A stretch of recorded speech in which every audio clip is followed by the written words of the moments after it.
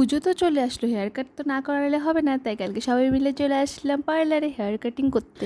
পার্লারে গিয়ে দেখি তো প্রচুর ভিড় ছিল, জানো আধা ঘন্টা ওয়েট করতে হয়েছিল, তারপর আমাদের লাইন এসেছিল চুল কাটা। এই পার্লারে প্রচুর স্টাফও রেখেছে, কিন্তু এখন পূজার টাইম না, এর জন্যই পেরে উঠছিল না। ভিড় দেখে দেখো, যাকে যেখানে পেরেছে বসিয়ে কাটিং শুরু করে দিয়েছে। এখানে অভিকের কাণ্ড দেখো, বেচারা আমাদের সাথে পার্লারে এসে বোকা হয়ে গিয়েছে, কারণ ও বুঝতেই পারেনি যে পার্লারে সব লেডিসরা থাকবে, তাই ও বাইরে ওয়েটিং রুমে ওয়েট করছিল লজ্জায়। দুই পাশে ভাগ্নি আর ভাস্তির কাটিং চলছিল, আর আমরা ননদ বৌদি দাঁড়িয়েছিলাম যে আমাদের কখন টাইম আসবে। ফাইনালি আমার টাইম চলে আসলো, আমি বসে গেলাম কাটিং করতে। সবাই তো হেয়ার কাটিং করাচ্ছে পুজো উপলক্ষে, কিন্তু আমরা যেহেতু ঘুরতে যাবো সেই জন্যই করাচ্ছি, আর না হলেও যদিও ঘুরতে না যেতাম তাও পুজোর জন্য হলেও করতাম। তো যাই হোক, আমার হেয়ার কাটিং কমপ্লিট। তো দেখো আমার এটা হলো ফাইনাল লুক। আমি তো খুব খুশি হয়েছি এখানে হেয়ার কেটে, আর বাকি সবাইকেও কাটিং করার পর দারুণ লাগছিল। ননদের এখানে হেয়ার কাটিং চলছে, আর আমাদের সবার কমপ্লিট দেখে সবগুলো মিলে আবার ফটো তুলে নিলাম। চুল টুল কাটার পর লুকটাই চেঞ্জ হয়ে যায়, তাই না? এত ভালো লাগছিল যে নিজেকে যে কতবার আয়নায় দেখছিলাম। তো যাই হোক, চলো আমাদের কমপ্লিট হয়ে গেছে চুল টুল কাটা, এখন যাই বাড়ি। বাই বাই, দেখা হচ্ছে আবার নেক্সট মিনি ব্লগে।